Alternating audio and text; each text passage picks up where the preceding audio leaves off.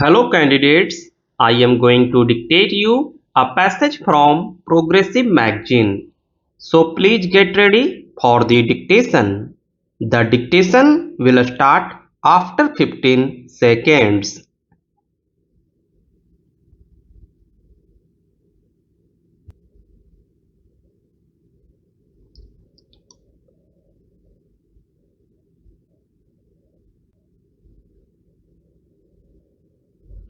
Honorable members, it is a constant endeavor of my government to ensure that benefits of entrepreneurship are availed by every section in the country under schemes like Hunar Haat and Ustad. Not only the skills of lakhs of crafts persons are being developed, but employment opportunities are also being generated. Under these schemes, women crafts persons comprise more than half of the beneficiaries.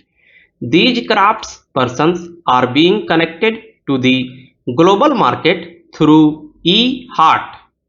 Women entrepreneurs have a vital role to play in building a self-reliant India. My government has taken several steps to provide new opportunities for self-employment to women. Under the Mudra scheme, more than 25 crore loans have been sanctioned so far, of which nearly 70% have been given to women entrepreneurs. Under Deen Dayal Antyodaya Yojana, Rashtriya Gramin Ajivika Mission, more than 7 crore women entrepreneurs have become a part of the network of nearly 66 lakh self-help groups in the country. These women groups have been provided bank loans worth rupees 3,40,000 crore in the last 6 years. Keeping in mind the health concerns of working women in rural areas of the country, the government is implementing the Suvidha scheme, under which sanitary napkins are made available at a nominal cost of rupees 1.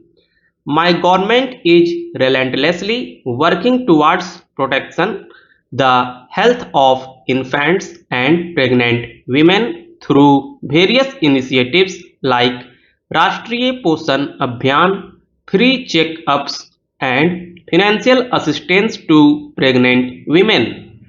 As a result of this, the maternal mortality rate has declined from 130 per lakh in 2014 to 113.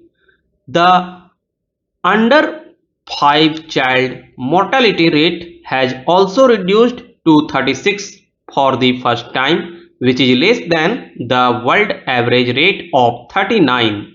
As my government considers it important to ensure equal participation by women, it is providing new opportunities for our sisters and daughters in various fields. My government has taken several decisions in this direction, such as appointing women in the fighter stream of the Indian Air Force and the military police for the first time, as well as allowing women to work in underground and open cast mines during the night shift. Keeping in mind the safety of the women, work on several initiatives such as setting up one-stop centers, national database of criminals, emergency response support system, and fast-track courts across the country is progressing at a rapid pace for women as such. Honorable members, keeping in mind the global requirements and challenges of the 21st century, the government has announced the national education policy. For the first time, students have been given the freedom to opt for the subjects of their choice under the national education policy. Students have also been provided the option of changing their subjects or streams in the middle of a course. Under the Pradhan Mantri e-Vidya, my government has developed the Diksha online portal as one nation, one digital platform for school education. Every sensitive towards safeguarding the interests of the students, my government has also successfully conducted the JEE and NEET examinations in order to prevent the loss of an academic year. My government believes that the journey of the most deprived sections towards social and economic development begins with access to quality education. More than 3 crore 20 lakh such students are benefiting from various scholarship schemes of the government. These include students belonging to the scheduled castes, backward classes, forest dwellers, and tribal community and minority communities.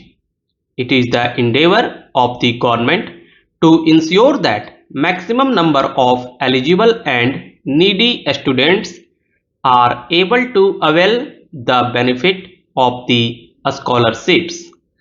Along with this, the central government's share in the funding of post-matric scholarship scheme for scheduled castes students is also being enhanced.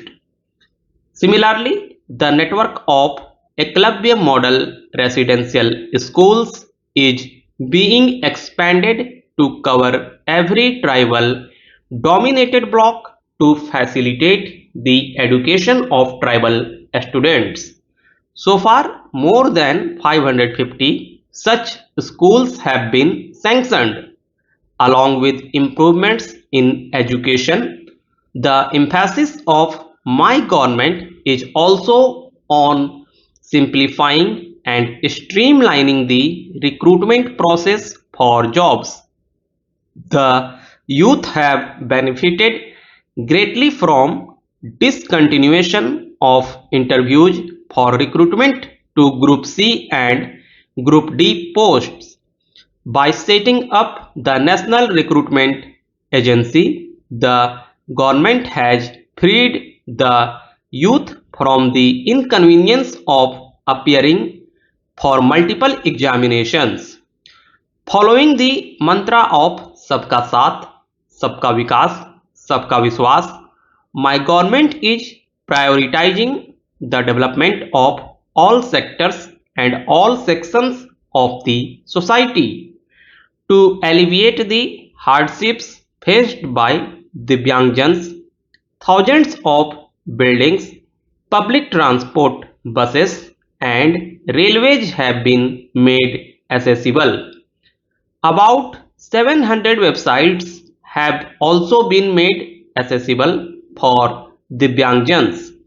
Similarly, to provide better facilities and equal opportunities to transgenders, the Transgender Persons Protection of Rights Act has been implemented.